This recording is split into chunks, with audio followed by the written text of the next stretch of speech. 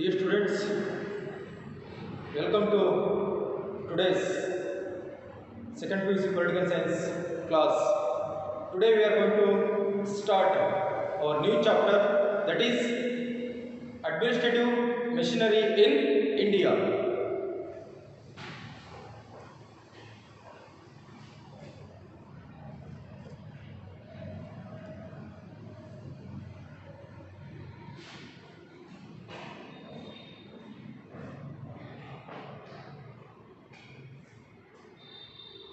The name of the fourth chapter is that Administrative Machinery in India. See, administration is one of the main responsibility of the government. All the activities of the government are called as an administration. Whatever the activities which is performed by the government for the purpose of the welfare of the society, each and every individual, is called the administration. In this administration, there are so many departments are there to serve the people and to eradicate the evils and solve the problems and issues whatever faced by the peoples in the society. So in this manner, administration is having a so much of importance of which is performed by the government. All the activities of the government, the daily activities of the government are managed by the various departments. These activities of various departments are considered or called as an administration. For what purpose all the departments are there, or for what reason the government is having so many departments? Because for the public welfare, development of the society. The main purpose of the government is that it is look after the public development, or it is the development of the society, development of the each and every individual. That is the purpose of the government. In this manner, the administration is having a so much of importance in the country. ಪ್ರೀತಿಯ ವಿದ್ಯಾರ್ಥಿಗಳೇ, ಇಂದಿನ ದ್ವಿತೀಯ PUC ರಾಜ್ಯಶಾಸ್ತ್ರ ವಿಷಯದ ತರಗತಿಗೆ ನಿಮಗೆಲ್ಲರಿಗೂ ಸ್ವಾಗತ. ಇಂದು ನಾವು ನಮ್ಮ ದ್ವಿತೀಯ PUC ರಾಜ್ಯಶಾಸ್ತ್ರ ವಿಷಯದ ಹೊಸ ಅಧ್ಯಾಯವಾದಂತಹ ಮೂರನೇ ಅಧ್ಯಾಯವಾದಂತಹ ಭಾರತದಲ್ಲಿ ಆಡಳಿತ ಯಂತ್ರ ಪ್ರಾರಂಭ ಮಾಡ್ತಾ ಇದ್ದೇವೆ. ಮೂರನೇ ಅಧ್ಯಾಯದ ಹೆಸರು ಭಾರತದಲ್ಲಿ ಆಡಳಿತ ಯಂತ್ರ ಅಂತ. ಹಾಗಾದರೆ ಏನಿದು ಆಡಳಿತ ಯಂತ್ರ? ಯಾಕಾಗಿ ಇದನ್ನು ನಾವು ಸ್ಥಾಪನೆ ಮಾಡಿದ್ದೇವೆ? ಏನು ಅದರದ ಪಾತ್ರ ಏನಿದೆ? ಅದರ ಅರ್ಥ ಏನು? ಆಡಳಿತ ಅಂತದ ಅರ್ಥ ಏನು? ವಿದ್ಯಾರ್ಥಿಗಳೇ, ನಮಗೆ ಗೊತ್ತಿದೆ, ಸರ್ಕಾರ ಪ್ರತಿನಿತ್ಯ ಕಾರ್ಯಚಟುವಟಿಕೆಗಳನ್ನು ನಿರ್ವಹಿಸುತ್ತೆ. ಯಾವ ಉದ್ದೇಶಕ್ಕಾಗಿ? ಸಮಾಜದಲ್ಲಿರ್ತಕ್ಕಂತಹ ಪ್ರತಿಯೊಬ್ಬರ ಸಮಸ್ಯೆಗಳನ್ನು ಬಗೆಹರಿಸಬೇಕು ಉದ್ದೇಶಕ್ಕಾಗಿ, ಸಮಾಜದಲ್ಲಿ ಬದಲಾವಣೆ ತರೋದಕ್ಕಾಗಿ, ಸಮಾಜದಲ್ಲಿರ್ತಕ್ಕಂತಹ ಸಮಸ್ಯೆಗಳನ್ನು ಹೋಗಲಾಡಿಸೋದಕ್ಕಾಗಿ, ಪ್ರತಿಯೊಬ್ಬ ವ್ಯಕ್ತಿಯ ಅಭಿವೃದ್ಧಿಯ ಉದ್ದೇಶದಿಂದ ಸರ್ಕಾರ ಪ್ರತಿನಿತ್ಯ ಹೊಸ ಹೊಸ ನಿಯಮಗಳನ್ನು, ಕಾರ್ಯಗಳನ್ನು ಮಾಡುತ್ತೆ. ಈ ಕಾರ್ಯಗಳನ್ನು ಮಾಡೋದು ಸಂದರ್ಭದಲ್ಲಿ ಸರ್ಕಾರ ಹಾಗಾದರೆ ಹೇಗೆ ನಿರ್ವಹಿಸುತ್ತೆ ಇದನ್ನೆಲ್ಲ? ಹೊಸ ಕಾನೂನುಗಳನ್ನು, ಹೊಸ ಕಾಯ್ದೆಗಳನ್ನು ಯಾವ ರೀತಿ ಜಾರಿಗೆ ತರುತ್ತೆ ಅನ್ನೋದರ ನಾವು ಯೋಚನೆ ಮಾಡಿದಾಗ ಹಲವಾರು ಇಲಾಖೆಗಳಿದೆ. ಸರ್ಕಾರದಲ್ಲಿ ಹಲವಾರು ಇಲಾಖೆಗಳಿದೆ. For example, irrigation department is there, education department is there, finance department is there, defence department is there, social welfare department is there. Okay, so there are various departments are there for the purpose of implement the decisions of the government. So in the administration process, these are all the departments and various officers in the departments are having a responsibility to look after the activities to serve the people. and implement the decisions of the government which are taken by the government for the purpose of the development of the society. ಹಾಗಾದರೆ ಸಮಾಜದ ಅಭಿವೃದ್ಧಿಗೆ, ವ್ಯಕ್ತಿಯ ಅಭಿವೃದ್ಧಿಗೆ ಸರ್ಕಾರ ತೆಗೆದುಕೊಳ್ತಕ್ಕಂಥ ನಿರ್ಧಾರಗಳನ್ನು, ಕಾಯ್ದೆ ಕಾನೂನುಗಳನ್ನು ಜಾರಿಗೆ ತರ್ತಕ್ಕಂಥವ್ರು ಯಾರು? ಜಾರಿಗೆ ತರ್ತಕ್ಕಂಥವರು ಸರ್ಕಾರದಲ್ಲಿರ್ತಕ್ಕಂಥ ಹಲವಾರು ಇಲಾಖೆಗಳು ಹಾಗೂ ಆ ಹಲವಾರು ಇಲಾಖೆಗಳಲ್ಲಿರ್ತಕ್ಕಂತಹ ಅಧಿಕಾರಿಗಳು. ಸರ್ಕಾರ ಯಾವುದೋ ಒಂದು ನಿರ್ಧಾರವನ್ನು ತೆಗೆದುಕೊಂಡಾಗ ಅದನ್ನು ಜಾರಿಗೆ ತರ್ತಕ್ಕಂಥವ್ರದ ಕರ್ತವ್ಯ ಯಾರ್ದಾಗಿರುತ್ತೆ ಅಂದರೆ ಇಲಾಖೆದಾಗಿರುತ್ತೆ, ಹಾಗೂ ಆ ಇಲಾಖೆಯಲ್ಲಿ ಬರ್ತಕ್ಕಂಥ ಅಧಿಕಾರಿಗಳ ಜವಾಬ್ದಾರಿಯಾಗಿರುತ್ತೆ. ಸೊ ಈ ಹಿನ್ನೆಲೆಯಲ್ಲಿ ನಾವು ಭಾರತದಲ್ಲಿ ಆಡಳಿತ ಯಂತ್ರ ಹಾಗಾದರೆ ಯಾವ ಕೆಲಸ ಮಾಡುತ್ತೆ? ಜನತೆಯ ಅಭಿವೃದ್ಧಿಗಾಗಿ ಮಾಡ್ತಕ್ಕಂಥ ಎಲ್ಲ ಕೆಲಸ ಕಾರ್ಯಗಳನ್ನು ನಾವು ಆಡಳಿತ ಅಂತ ಕರಿತೀವಿ ಅಂತ ನೋಡಿದ್ವಿ ನಾವು, ಅದರ ಅರ್ಥ. ಓಕೆ, ಹಾಗಾದರೆ ಈ ಆಡಳಿತ ಅನ್ನುವಂಥ ಪದ, ಅಡ್ಮಿನಿಸ್ಟ್ರೇಷನ್ ಅನ್ನುವಂಥ ಪದಕ್ಕೆ ಏನಾದರೂ ಅರ್ಥ ಇದೆಯಾ ಅಂತ ನೋಡೋದಾದ್ರೆ, yes, there is a particular meaning is there for the administration. What is that? Let's C.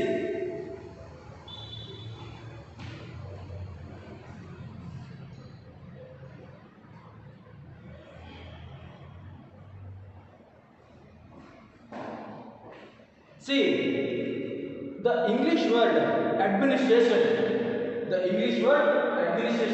is derived from the Latin word. The English word administration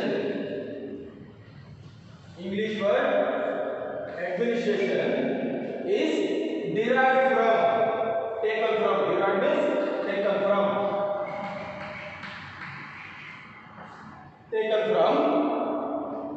Latin word. Which word? Latin word. Administrate. The English word administration is derived from Latin word. There are two words are there, ad and ministrate. What is the meaning of ad and ministrate? Ad means the public. The public, peoples. Public means peoples. Minister, what is the meaning of minister? Minister means serve. So, administration means to serve the peoples. To serve the peoples is called as an administration, according to the Latin word ad and minister. This is important for 1 mark in your examination. This is 1 mark. Administration is derived from ad and minister. Ad means the public, minister means serve. Serving the public is called as an administration. Serving the public or peoples is called as an administration. ಇಲ್ಲಿ ಆಡಳಿತ ಅನ್ನುವಂಥ ಪದ ಏನಿದೆಯಲ್ಲ, ಈ ಆಡಳಿತ ಅನ್ನುವಂಥ ಪದ ಯಾವ ರೀತಿ ಬಂತು ಅನ್ನೋದನ್ನ ನಾವು ನೋಡೋದಾದ್ರೆ, ವಿದ್ಯಾರ್ಥಿಗಳೇ, ಇಂಗ್ಲಿಷ್ನ ಆಡಳಿತ ಎಂಬ ಪದವು, ಅಡ್ಮಿನಿಸ್ಟ್ರೇಷನ್ ಎಂಬ ಪದವು, ಇಂಗ್ಲಿಷ್ನ ಅಡ್ಮಿನಿಸ್ಟ್ರೇಷನ್ ಎಂಬ ಪದವು ಲ್ಯಾಟಿನ್ ಭಾಷೆಯ ಅಡ್ ಮತ್ತು ಮಿನಿಸ್ಟ್ರೇರ್ ಎಂಬ ಎರಡು ಪದಗಳಿಂದ ಬಂದಿದೆ. ಅಡ್ ಎಂದರೆ ಜನತೆಯ, ಅಡ್ ಎಂದರೆ ಸಾರ್ವಜನಿಕ, ಪಬ್ಲಿಕ್ ಮೀನ್ಸ್ ಸಾರ್ವಜನಿಕ. ಮಿನಿಸ್ಟ್ರೇರ್ ಮೀನ್ಸ್ ಸೇವಿಂಗ್.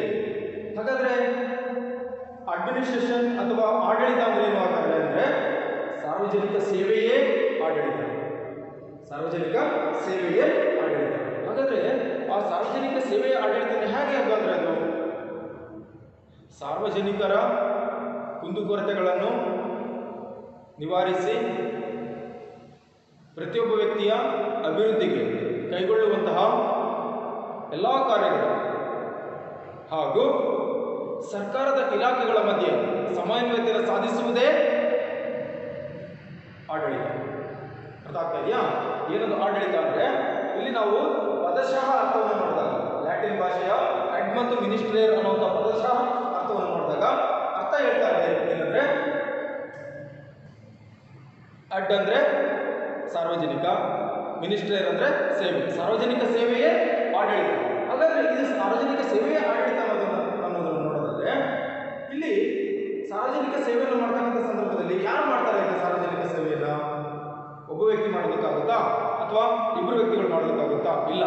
ಈ ಸಾರ್ವಜನಿಕ ಸೇವೆಯನ್ನು ಮಾಡೋದಕ್ಕೆ ಸರ್ಕಾರದಲ್ಲಿ ಹಲವಾರು ಇಲಾಖೆಗಳಿದೆ. ಕೃಷಿ ಇಲಾಖೆ ಇದೆ, ಶಿಕ್ಷಣ ಇಲಾಖೆ ಇದೆ, ಸಮಾಜ ಕಲ್ಯಾಣ ಇಲಾಖೆ ಇದೆ, ಹೌದಲ್ವಾ? ಬೇರೆ ಬೇರೆ ಹೀಗೆ ಆರೋಗ್ಯ ಇಲಾಖೆ ಇದೆ, ಕಂದಾಯ ಇಲಾಖೆ ಇದೆ, ಹೀಗೆ ಹಲವಾರು ಇಲಾಖೆಗಳಿದೆ ಸರ್ಕಾರದಲ್ಲಿ. ಈ ಹಲವಾರು ಇಲಾಖೆಗಳು ಯಾವುದಕ್ಕೆ ಕಾರ್ಯನಿರ್ವಹಿಸ್ತಾ ಇದೆ? ಸಾರ್ವಜನಿಕ ಸೇವೆಗಾಗಿ ಕಾರ್ಯವನ್ನು ನಿರ್ವಹಿಸ್ತಾ ಇದೆ. ಈ ಎಲ್ಲ ಇಲಾಖೆಗಳನ್ನು ಪ್ರಾರಂಭ ಮಾಡಿದ ಉದ್ದೇಶ ಏನಿದೆ ಅಂದರೆ ಸಾರ್ವಜನಿಕರು ಅಂದರೆ ನಮ್ಮ ಸೇವೆ ಮಾಡೋದಕ್ಕೆಲ್ಲ ಎಲ್ಲರೂ ಇರ್ತಕ್ಕಂಥದ್ದು, ಅವರ ಸೇವೆ ಮಾಡ್ಕೊಳ್ಳೋದಕ್ಕಲ್ಲ. ನೀವು ಯಾವುದೋ ಆಫೀಸಿಗೆ ಹೋದಾಗ ಯಾವ್ದಕ್ಕೆ ಹೋಗ್ತೀರ ನೀವು? ನಿಮ್ಗೆ ಏನೋ ಒಂದು ಆಗ್ಬೇಕು, ಕೆಲಸ ಆಗಬೇಕಾಗಿರುತ್ತೆ, ಅದನ್ನು ಮಾಡಿಕೊಡ್ತಕ್ಕಂಥದ್ದು ಆ ಪರ್ಟಿಕ್ಯುಲರ್ ಅಲ್ಲಿ ಯಾರು ಕೂತಿರ್ತಾರಲ್ಲ ಅವರ, ಅದಕ್ಕೆ ನೋಡಿ ಹೇಳ್ತಾ ಇದೆ ಸಾರ್ವಜನಿಕ ಸೇವೆ. ಹಾಗಾಗಿ ನಮ್ಮ ವಿಧಾನಸೌಧದಲ್ಲಿ ಹೆಡ್ಲೈನ್ ಇದೆ, ಅದಕ್ಕೆ ಎಂಟ್ರಿ ಡೋರ್ ಇದೆಯಲ್ಲ, ಹೆಬ್ಬಾಗಿಲಿಗೆ ಹಾಕಿದ್ದಾರೆ, ಎಂಟ್ರೆನ್ಸ್ ಅಲ್ಲಿ ಇದೆ, ಏನು ಸರ್ಕಾರದ ಕೆಲಸ ದೇವರ ಕೆಲಸ ಅಂತೇಳಿ. ಸರ್ಕಾರದ ಕೆಲಸ ದೇವರ ಕೆಲಸ ಅಂದರೆ ನಾವೇ ದೇವರಲ್ಲಿ, ಯಾರೋ ಪ್ರಜೆಗಳೇ ದೇವರು ಅಂತ ಹೇಳಿರೋದು. ಅದನ್ನು ಅಂದರೆ ನಮ್ಮ ಕೆಲಸ ಮಾಡೋದಕ್ಕೇನೆ ನೀವು ಎಲ್ಲೋ ದೇವಸ್ಥಾನಕ್ಕೆ ಹೋಗಿ ಬೇರೆ ಎಲ್ಲೋ ಯಾವುದೋ ಗುಡ್ಡನೋ ಬೆಟ್ಟನೋ ಹತ್ಕೊಂಡು ಅಥವಾ ಹಿಮಾಲಯಕ್ಕೋ ಯಾವುದಕ್ಕೂ ಹೋಗಿ ಅಲ್ಲಿ ಪೂಜೆ ಮಾಡಿ ಬರೋದಲ್ಲ. ದೇವರ ಸೇವೆ ಮಾಡಬೇಕು ಅಂದರೆ ಜನಗಳ ಸೇವೆ ಕರೆಕ್ಟಾಗಿ ಮಾಡ್ರಿ ಅಂತ ಹೇಳ್ತಾರೆ. ಅದಕ್ಕೆ ಇರೋದು ಏನು ಸರ್ಕಾರದ ಕೆಲಸ ದೇವರದ ಕೆಲಸ ಅಂತೇಳಿ. ಹೀಗೆ ಪ್ರಜೆಗಳ ಸೇವೆಯ ಆಡಳಿತ. ಹಾಗಾದ್ರೆ ಆಡಳಿತ ಸೇವೆ ಮಾಡ್ತಕ್ಕಂಥದ್ರು ಒಬ್ಬರು ಕೆಲಸ ಇಬ್ಬರು ಕೆಲಸ ಅಲ್ಲ. ಎಷ್ಟು ಹಲವಾರು ಇಲಾಖೆಗಳಿದೆ, ಹಲವಾರು ಅಧಿಕಾರಿಗಳಿದೆ. ಇವೆಲ್ಲರ ಮಧ್ಯೆ ಸಮನ್ವಯತೆಯನ್ನು ಸಾಧಿಸಿ ಸಾರ್ವಜನಿಕ ಸೇವೆಯನ್ನು ಮಾಡ್ತಕ್ಕಂಥದ್ದೇ ಏನದು ಆಡಳಿತ. ಓಕೆ, ಹಾಗಾದ್ರೆ ಏನದು ಆಡಳಿತದ ಅರ್ಥ ನಾವೇನು ಹೇಳ್ಬೋದು ಅಂದರೆ ಸಾರ್ವಜನಿಕ ಸೇವೆಯ ಉದ್ದೇಶದಿಂದ ಹಲವಾರು ಇಲಾಖೆಗಳ ಮಧ್ಯೆ ಸಮನ್ವಯತೆಯನ್ನು ಸಾಧಿಸಿ ಕಾರ್ಯವನ್ನು ನಿರ್ವಹಿಸುವುದೇ ಆಡಳಿತ. ಓಕೆನಾ? ಇಲ್ಲಿ ಪ್ರತಿಯೊಂದು ಇಲಾಖೆಯೂ ಸಹ ಸರಿಯಾಗಿ ಕೆಲಸವನ್ನು ಮಾಡಬೇಕಾಗುತ್ತೆ. ಕೇಂದ್ರದಿಂದ ರಾಜ್ಯದವರೆಗೂ, ಕೇಂದ್ರದ ಅತ್ಯುನ್ನತ ರಾಷ್ಟ್ರಪತಿಯಿಂದ ಹಿಡಿದು ರಾಷ್ಟ್ರಾಧ್ಯಕ್ಷರಿಂದ ಹಿಡಿದು ಗ್ರಾಮ ಪಂಚಾಯಿತಿಯ ಕಸ ಹೊಡಿತಕ್ಕಂಥ ಗುಲಾಮನವರೆಗೂ ನಾವು ಅಲ್ಲಿ ಆಡಳಿತ ಸೇವಾ ವರ್ಗ ಅಂತ ಕರಿತೀವಿ ನಾವು. ಅರ್ಥ ಆಗ್ತಾ ಇದೆಯಾ? ಅಂದರೆ ರಾಷ್ಟ್ರಾಧ್ಯಕ್ಷರು ಅವರಿಂದ ಪ್ರಾರಂಭವಾಗಿ ಪ್ರಧಾನಮಂತ್ರಿ, ಎಲ್ಲ ಮಿನಿಸ್ಟರ್ಸ್, ಎಲ್ಲರೂ ಇಲಾಖೆಗಳು, ಕಟ್ಟ ಕಡೆಗೆ ಗ್ರಾಮ ಪಂಚಾಯಿತಿಯ ಕಸ ಹೊಡಿತಕ್ಕಂಥವನು ಸಹ ಅವನನ್ನು ನಾವು ನಾಗರಿಕ ಸೇವಕ ಅಂತೇಳಿ ಕರಿತೇವೆ. ಇಲ್ಲಿ ನಾವು ನಮ್ಮ ಸೇವೆಯನ್ನು ಮಾಡಿಸ್ಕೊಳ್ಳೋದಕ್ಕೆ ನೀವು ಹೋಗಿ ದೇವರಲ್ಲಿ ಗುಂಡಿಗೆ ದುಡ್ಡು ಹಾಕ್ತಿರಲ್ಲ, ಪೂಜಾರಿ ತಟ್ಟೆಗೆ ದುಡ್ಡು ಹಾಕ್ತಿರಲ್ಲ, ಅದಲ್ಲ ಇದು. ನೋಡಿ, ನೀವು ದೇವ್ರ ಹತ್ರ ನೀವು ಅದಕ್ಕೆ ಸೇವೆ ಅಂತಾರೆ ದುಡ್ಡು ಹಾಕ್ತೀರ, ಹಾಗಾದ್ರೆ ಹೇಗೆ ಸೇವೆ ಆಗುತ್ತೆ? ಹೌದಲ್ಲ? ನೀವು ಹೋಗಿ ದೇವರಲ್ಲಿ ನಾನು PUC ಪಾಸ್ ಆದರೆ ನಿಮಗೊಂದು 2 ಕೋಳಿ ಕರೆಸ್ತೀನಿ, ಕುಡಿ ಕರೆಸ್ತೀನಿ, ಒಂದು ಏನು ಬಂಗಾರದ ಚೈನ್ ಕೊಡಿಸ್ತೀನಿ, ರಥ ಕೊಡಿಸ್ತೀನಿ, ಏನೋ ನಾನ್ಸೆನ್ಸ್ ಎಲ್ಲ ಬೇಡ್ಕೊಂಡು ಬರ್ತಾರಲ್ಲ, ದಟ್ ಈಸ್ ಅ ನಾನ್ಸೆನ್ಸ್. ನೀವು ಸೇವೆ ಅಂತೀರಾ, ಅಲ್ವಾಗ ಅವ್ನಿಗೆ ದುಡ್ಡು ಕೊಡ್ತೀರಾ? Okay, it is considered as A service. ನೀವು ಸೇವೆ ಅಂತೀರಾ, ದೇವಸ್ಥಾನಕ್ಕೆ ಹೋಗಿ ಅದು ಇದು ಏನೋ ಹಣ್ಣು ಕಾಯಿ ಅಲ್ಲಿರೋದನ್ನ ವಾತಾವರಣನೆಲ್ಲ ಗಲೀಜು ಮಾಡಿ ಬರ್ತೀರಾ. ಇರೋ ಬರೋ ಕಾಯಿನೆಲ್ಲ ಅಲ್ಲಿ ನೋಡೋದು ನೀರು ಹಾಕಿ ಗಲೀಜು ಮಾಡಿ ಬರ್ತೀರಾ. ಹಾಗೆ ಇರೋ ಸ್ವಚ್ಛವಾಗಿರೋ ನೀರಿಗೆ ಹೋಗಿ ಮುಳುಗಿ ನಿಮ್ಗೆಲ್ಲ ಹೊಲಸನ್ನು ಅಲ್ಲಿ ಬಿಟ್ಟು ಗಲೀಜು ಮಾಡಿ ಬರ್ತೀರಾ. ಹೌದಲ್ವಾ? ಹಾಗೆ ದೀಪಾವಳಿ ಸಂದರ್ಭದಲ್ಲಿ ಪಟಾಕಿ ಹೊಡಿಬೇಡ್ರಪ್ಪ, ಪರಿಸರ ಎಲ್ಲ ಕಲುಷಿತವಾಗ್ತಾ ಇದೆ, ವಾಯು ಮಾಲಿನ್ಯ ಆಗ್ತಾ ಇದೆ ಅಂತೇಳಿ ಬೇಡ್ಕೊಂಡ್ರು ಸಹ ಅವಿವೇಕಿಗಳ ಥರ ನಾವು ಅದನ್ನು ಮಾಡಿದ್ವಲ್ವಾ? ನಾವು ಹೊಡೆದಿದ್ದೀವಿ, ನೀವು ಹೊಡೆದ್ರೂ ಎಲ್ಲ ಗೊತ್ತಿಲ್ಲ. ಅಂದರೆ ನೋಡಿದ್ವಲ್ಲ ಎಲ್ಲ ಎಷ್ಟು ಜನ ಪಟಾಕಿಗಳನ್ನ ಹೊಡೆದ್ರು. ಅಂದರೆ ನಮಗೇನಾಗ್ಬಿಟ್ಟಿದೆ, ಇದೆ ಈ ವ್ಯವಸ್ಥೆ ಅಂತಕ್ಕಂಥದ್ದು ಏನಾಗಿದೆ ಅಂತಂದರೆ ಇಲ್ಲಿ ನಮ್ಮನ್ನು ಆಳ್ವಿಕೆ ಮಾಡ್ತಕ್ಕಂಥವ್ರು ಅಧಿಕಾರಿಗಳು ಎಲ್ಲರೂ ಏನು ಮಾಡಿಬಿಟ್ಟಿದ್ದಾರೆ, they are considered as supreme, but it is not the fact. ಆದರೆ ನಿಜವಾದ ಅರ್ಥದಲ್ಲಿ ಅವನು ಯಾವುದೇ ಮಿನಿಸ್ಟರ್ ಆಗಿರಲಿ, ಯಾವುದೇ ಅಧಿಕಾರಿ ಆಗಿರಲಿ, ಅವನಲ್ಲಿ ಕೂತಿರ್ತಕ್ಕಂಥದ್ದು, ಅವನು ಎಲೆಕ್ಟ್ ಆಗಿರ್ತಕ್ಕಂಥದ್ದು ನಮ್ಮ ಸೇವೆಯನ್ನು ಮಾಡೋದಕ್ಕೆ,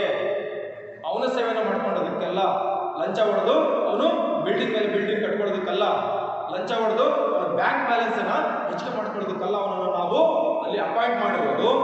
ನಮ್ಮ ಟ್ಯಾಕ್ಸ್ ದುಡ್ಡಲ್ಲಿ ಇವರು ಮೋಜು ಮಸ್ತಿ ಮಾಡೋದಕ್ಕೆ ನಾವು ಅವ್ರು ಅಪಾಯಿಂಟ್ ಮಾಡಲಿಲ್ಲ, ಅದಲ್ವಾ? ಮಿನಿಸ್ಟ್ರಿಗಳು ಕರೆಕ್ಟೆಡ್ ಮಿನಿಸ್ಟರ್ಸ್ ಅನ್ನು ಆಯ್ಕೆ ಮಾಡ್ತೀವಿ ನಾವು. ಹೋಗಿ ಅವನು ಏನ್ ಮಾಡ್ತಾನೆ, ಯಾವುದೋ ಒಂದು ಕಾಂಟ್ರಾಕ್ಟ್ ಕೊಡ್ತಾನೆ, ಅದಕ್ಕೊಂದಿಷ್ಟು ಕಮಿಷನ್ ಹೊಡಿತಾನೆ, ಹೌದಲ್ವಾ? ಒಂದು 25 ಲಕ್ಷ 30 ಲಕ್ಷ ಯಾವನಿಗೊಬ್ಬನಿಗೆ ರೋಡ್ ಮಾಡಪ್ಪ ಅಂತ ಕೊಟ್ಟರೆ ಅವನು ಅದಕ್ಕೆ ಏನು ಅಗೇನ್ ಕಮಿಷನ್.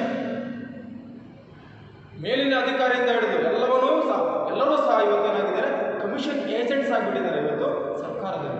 ಹಾಗಾದ್ರೆ ನಮ್ಮ ದೇಶ ಉದ್ಧಾರ ಆಗುತ್ತಾ, ಸಮಾಜ ಉದ್ಧಾರ ಆಗುತ್ತಾ? ಯೋಚನೆ ಮಾಡಬೇಕು ನೀವು. ನಾಳೆ ನೀವು ಸಹ ಅಧಿಕಾರಿಗಳಾಗ್ತಕ್ಕಂಥವ್ರು.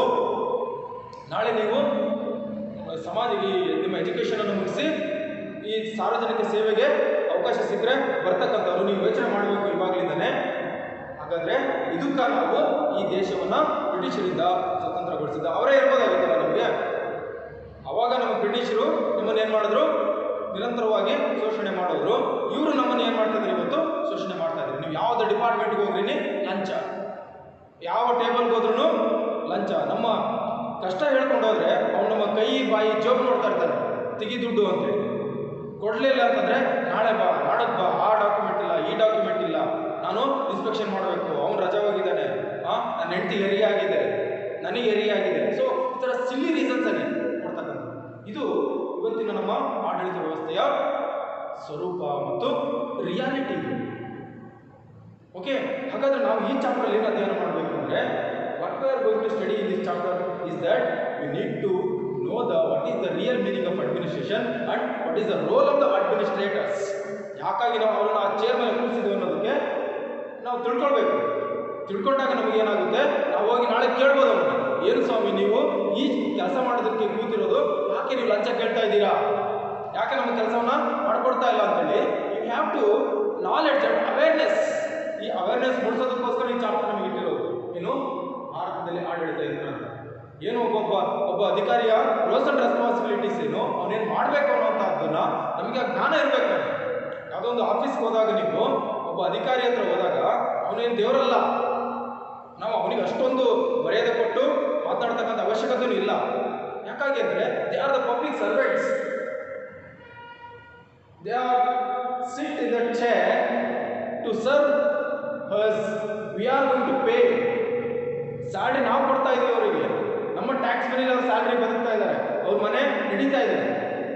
ಅದು ಅವನಿಗೆ ಅರ್ಥ ಆಗಬೇಕು. ಅದನ್ನ ಅರ್ಥ ಮಾಡ್ಸಕ್ಕಂಥ ಜವಾಬ್ದಾರಿ ನಮ್ಮ ಮೇಲೆ ಇದೆ. ಅವನು ಲಂಚ ಕೇಳಿದೆ ಅಂತಂದರೆ, ಯಾಕೆ ಸ್ವಾಮಿ ನಿಮಗೆ ಸಂಬಳ ಸಿಗ್ತಾ ಇಲ್ವಾ, ಸಂಬಳ ಕೊಡಲ್ವಾ, ನಿಮಗೆ 50-60 ಸಾವಿರ ಸಂಬಳ ಕೊಡ್ತಾ ಇದೆಯಲ್ಲ, ಇದೇ ಕೆಲಸ ಮಾಡೋದಕ್ಕೆ ತಾನೆ, ಆದರೆ ಮತ್ತೆ ಯಾಕೆ ಲಂಚ? So this is the awareness we need to take in our self. ನಾವು ಅವೇರ್ ಆದಾಗ, ಜಾಗೃತರಾದಾಗ ಅದನ್ನು ಆ ಜ್ಞಾನ ನಮಗಿರಬೇಕು. ನಾವು ಅವೇರ್ನೆಸ್ ಯಾವಾಗ ಬರುತ್ತೆ ನಮಗೆ, ಆ ಜ್ಞಾನ ಇದ್ದಾಗ. ಅರ್ಥ ಆಗ್ತಾ ಇದೆಯಾ? So in this manner the administrative machinery in India, how it works, what is the role of the administrative machinery in India, and what are the various departments which are there in the administrative process and machinery, and why all these departments are there, for what purpose these departments are there, what is the reason behind it. These are all the things we are going to discuss in this third chapter, that is administrative machinery in India. Okay, in the next class we are going to discuss about what is the role of the administration in the development of the society and each and every individual. Okay, in the next class we are going to continue our discussion. Thank you very much.